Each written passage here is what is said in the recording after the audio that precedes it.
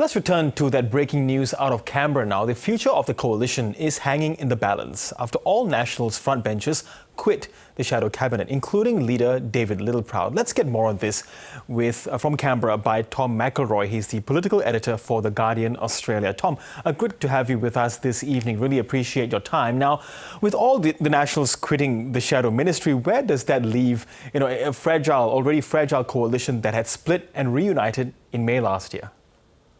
The coalition's in pretty bad shape this evening. Sussan Ley, the opposition leader, has urged David Littleproud and his shadow ministers to rethink their decision, but it's unlikely that they'll be able to patch things up easily or quickly, and I think it will lead to probably a likely change at the top of the Nationals and put even more pressure on Sussan Ley's position. So what are the options there, as you mentioned, if you're talking about a change at the top of the Nationals? Well, the party has had instability around David Littleproud's leadership for a while. After the federal election, the coalition split and Littleproud was under real pressure from some of his frontbenchers. I think it'll be difficult for him to reassert his authority. It could be that another MP steps up. Matt Canavan has in many ways called the political shots in the party in recent years anyway. It's possible that someone like that could look to take the leadership. So as far as the Liberals are concerned, how much pressure is Sussan Ley under right now, and might she be held responsible for what's happened today with the shadow ministry? I think she'll be feeling the pressure. It's messy for the Liberals as well as for the Nationals, and difficult for the coalition to look like a united and effective political force while they're fighting. Sussan Ley's attempt to bring them back to the table tonight, I think, is a smart move, but it might be that the damage is already done. There've already been 3 resignations accepted today, of course. And what might we expect to happen tomorrow in the various, the two party rooms? Well, we need to hear from David Littleproud to understand his decision and whether he will revisit his resignation. Equally, we need to understand who is on the Nationals front bench, if anyone at this stage.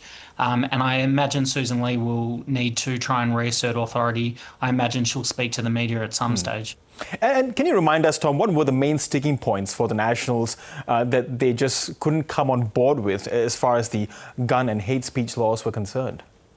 Yeah, these 3 National MPs, Ross Cadell, Bridget McKenzie and Susan McDonald, voted against the coalition's position. They breached cabinet solidarity, the rule that Sussan Ley has insisted on in the past, and that made their position untenable.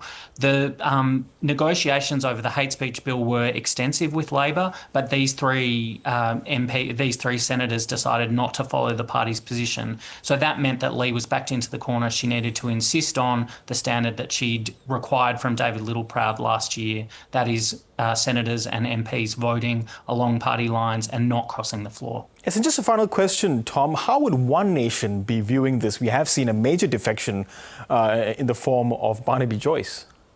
Yeah, Barnaby Joyce is a big figure in Nationals politics, even though he's in One Nation now. He's obviously not a key player given he's defected.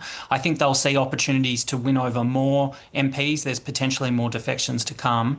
And of course, I think Labor is the big winner from all of this instability. Yeah, and you'd think that the phones will be running hot between the various members of One Nation and the Nationals, perhaps. Yeah, and the press gallery tonight as well. Okay, well, we'll leave you to get those texts and respond to them. Tom McIlroy, political editor for The Guardian Australia. Thank you very much. Thanks a lot.